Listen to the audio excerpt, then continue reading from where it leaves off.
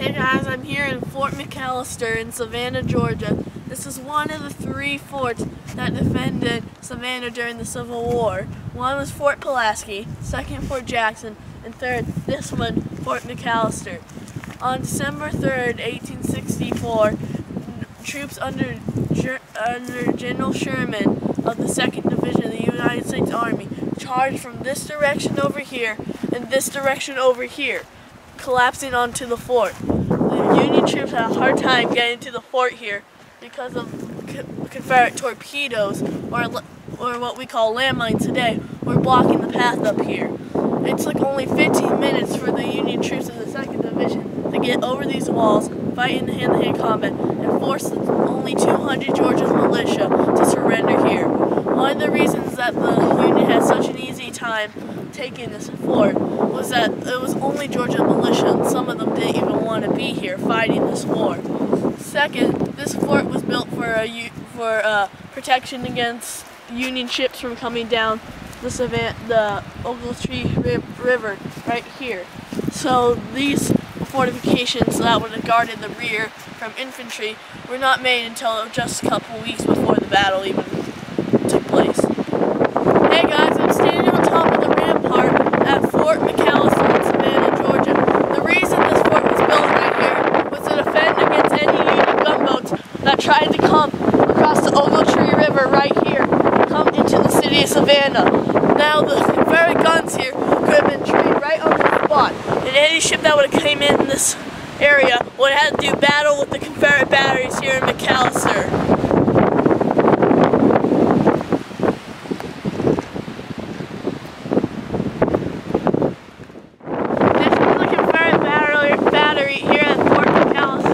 Where the Confederate batteries did battle with the monitors, or the ironclads of the Union Navy.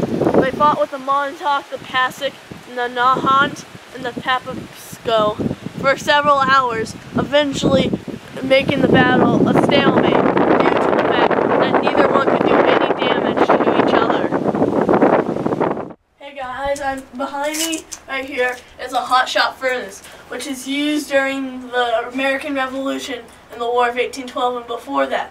But sadly, during the Civil War, this did not work so well due to the fact that this was made for wooden ships. Because when they would heat up the cannonballs, they would almost be like they're on fire. So when they fired it out of the cannon, if it would hit a wooden ship in the hull, then the whole ship would catch fire and burn to the ground, sinking the ship.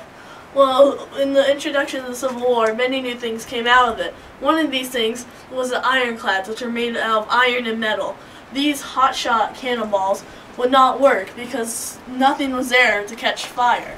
So these things did not work well in the Civil War.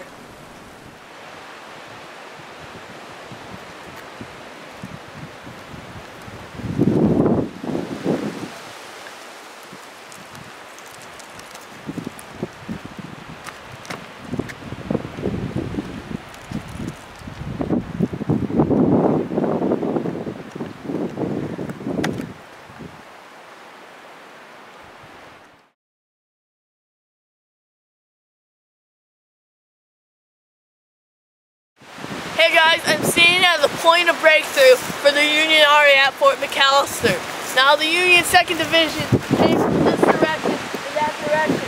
Eventually, the Union soldiers came charging this way, and eventually the color bearer of one of the regiments planted the Union flag into the parapet up there, followed by his Union soldiers. In the ensuing hand-to-hand combat, the Georgia militia inside surrendered to the Union forces. Finally, Savannah was in the hands of the Union Army.